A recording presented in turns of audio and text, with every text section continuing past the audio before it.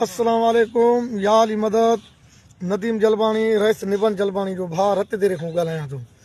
अदा वीडियो ते अचण जो मूंखे कोई शौक़ु न हुयो, पर हे जेको इमदाद बयानु पंहिंजो छॾियो आहे, मां इन मुतालिक़ मौक़ुफ़ ॾियणु चाहियां थो।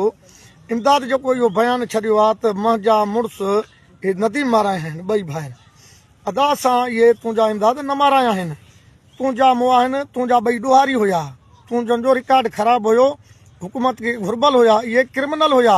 रत देर में इन्हनि जेका दहशत फैलाई इहा दुनिया खे ख़बर आहे, SP साहब खे बि ख़बर आहे, DIG साहब खे बि ख़बर आहे, ज़िया लंजार साहब खे बि ख़बर आहे, IG साहब खे बि ख़बर आहे, बाक़ी अदी फरियाल साहब खे बि तुंहिंजी लक्षणनि जी ख़बर आहे, बिलाल भुट्टो साहब खे बि ख़बर आहे। अदी फरियाल जो तक आहे, उनखां इहे ॻाल्हि ॻुझी न आहे। बाक़ी ॿ मुंहिंजा मारिया अथई, ॿ मुंहिंजा धकी आहिनि, उहे मां पंहिंजा वठंदोमांसि, मां सरेआम पंहिंजा वठंदोमांसि।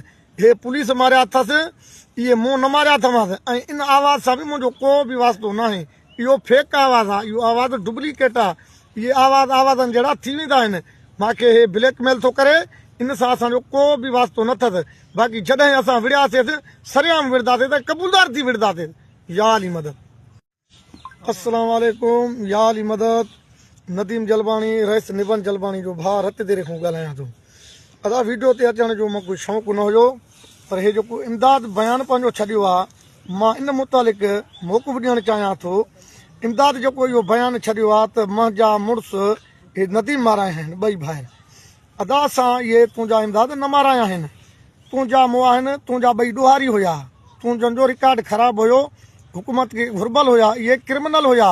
रत देर में इन्हनि जेका दहशत फैलाई इहा दुनिया खे ख़बर आहे। SP साहब खे बि ख़बर आहे, DIG साहब खे बि ख़बर आहे, ज़िया लंजार साहब खे बि ख़बर आहे, IG साहब खे बि ख़बर आहे, बाक़ी अदी फरियाल साहब खे बि तुंहिंजी लक्षणनि जी ख़बर आहे, बिलाल भुट्टो साहब खे बि ख़बर आहे। अदी फरियाल जो तक आहे, उनखां इहे ॻाल्हि ॻुझी न आहे। बाक़ी ॿ मुंहिंजा मारिया अथई, ॿ मुंहिंजा धकी आहिनि, उहे मां पंहिंजा वठंदोमांसि, मां सरेआम पंहिंजा वठंदोमांसि। हे पुलिस मारिया अथसि, इहे मूं न मारिया अथमांसि, ऐं इन आवाज़ सां बि मुंहिंजो को बि वास्तो न आहे। इहो फेक आवाज़ आहे, इहो आवाज़ डुप्लीकेट आहे। इहे आवाज़नि जहिड़ा थी वेंदा आहिनि।